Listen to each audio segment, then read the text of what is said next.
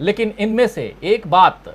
जो अहम बिंदु है उसी पर आपसे चाहूंगा कि क्या ये यात्रा भारत को जोड़ने में, हम भविष्यवक्ता नहीं हैं, लेकिन जो कुछ चल रहा है, बहुत सारी यात्राएं दांडी मार्च से लेकर के और भी कई यात्राएं देश में हुई हैं और उसके प्रतिफल को भी हमने देखा है। इस यात्रा के प्रतिफल को आप किस रूप में देखते हैं प्रोफेसर अखिल स्वामी जी? देखिए राजीव जी, मैं ये मानता हूं कि मैंने अभी तक की उम्र में केवल एक चीज बहुत अच्छी तरह से सीखी है। वो ये है कि सृष्टि की बनाई हुई हर चीज एक ट्रेड साइकिल को फॉलो करती है और सृष्टि भी एक ट्रेड साइकिल को फॉलो करती है। जब हम इंजीनियरिंग के छात्र होते हैं तो हम बात करते हैं प्रोजेक्ट लाइफ साइकिल की। जब हम मैनेजमेंट के छात्र होते हैं बात करते हैं प्रोडक्ट लाइफ साइकिल की।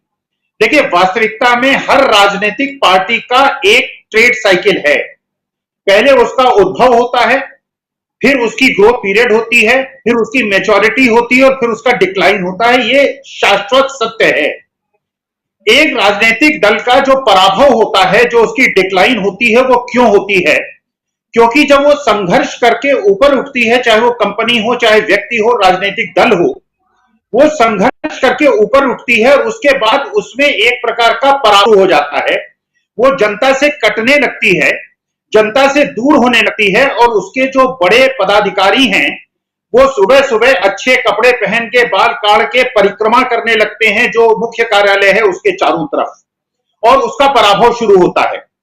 मैनेजमेंट साइंस में हम ये कहते हैं कि ये जो डिक्लाइन है इसको आप खत्म कर सकते हैं, इसको दोबारा आप ग्रोथ पीरियड में ले जा सकते हैं अगर आप एनवायरमेंटल स्कैनिंग करके अपनी पार्टी का या अपने जीवन का एक चेंज करें। तो मैं जो ये मानता हूं, मैं जो ये समझ रहा हूं कि ये जो पद यात्रा है ये एक प्रकार का टर्निंग पॉइंट है कांग्रेस के लिए भी, देश के लिए भी, समाज के लिए भी और देश की राजनीति के लिए भी। ये रीओरिएंटेशन है। जो जनता से कांग्रेस कट गई थी क्योंकि बहुत दिन सत्ता में रही और जो पदाधिकारी थे, जो नेता थे, जो बड़े नेता थे, चाहे वो नेहरू जी थे, चाहे इंदिरा जी थी, चाहे राजीव थे, राहुल थे, ये जनता से नहीं कटे थे लेकिन उनके पदाधिकारी कट गए थे। तो इस यात्रा के माध्यम से वो जनता, जो जनता के दिमाग में एक परसेप्शन क्रिएट किया गया कि ये लोग जो है पार्ट टाइम पॉलिटिशियन है, ये सीरियस पॉलिटिशियन नहीं है, ये देश की जनता से इन्हें कोई मतलब नहीं है और पब्लिसिटी एडवर्टीजमेंट के माध्यम से इनको जनता से कहा गया था। जब वो जनता ये महसूस करेगी कि जिस नेता के बारे में व्हाट्सएप पे और फेसबुक में हम ये सुनते आए, वो नेता तो ऐसा है जो होटल में नहीं रुक रहा है,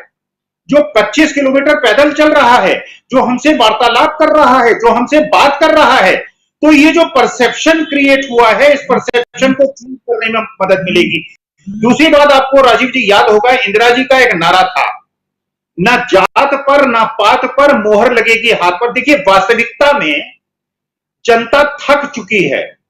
क्योंकि हर चीज का एक ग्रोथ पीरियड होता है, उसका एक पीरियड होता है, चाहे वो मंडल हो, चाहे वो मंदिर हो, चाहे वो शेड्यूल्ड कास्ट पॉलिटिक्स हो, चाहे वो बैकवर्ड पॉलिटिक्स हो, उसका एक काल होता है, एक साइन कर्व होता है जो 7, 8, 10 साल का होता है और उसके बाद उसका पराभव शुरू हो जाता है।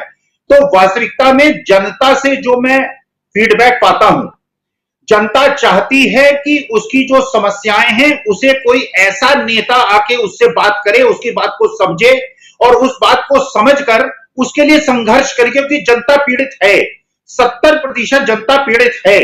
तो ये जो भारत जोड़ो यात्रा है वास्तविकता में ये जनता के पास नेताओं को ला रही है और जो नेता जनता के पास आएंगे उनके साथ बैठेंगे, उनकी बातें सुनेंगे, जाति और धर्म से ऊपर उठकर सुनेंगे और उस पे जो जनता उनको नजदीक से देखेगी कि जो इनके बारे में हम सुनते आए वो गलत चीज थी, वो उचित नहीं था, ये जमीन से जुड़े हुए नेता हैं। तो कांग्रेस जो जनता से दूर हो गई थी, एक प्रकार से जनता से उसकी खुट्टी हो गई थी, वो अब मिल्ली हो जाएगी और जनता उनको अपने में महसूस करने लगेगी और ये महसूस करने लगेगी कि ये वही गांधी नेहरू की पार्टी है जिसने देश के लिए संघर्ष किया है और क्योंकि आज हम समस्या में हैं इसलिए हमारे साथ आके खड़ी हो गई है, हमसे जुड़ रही है और देश की समस्याओं का समाधान करने के लिए, हमारे लिए संघर्ष करने के लिए तैयार है। राजीव जी।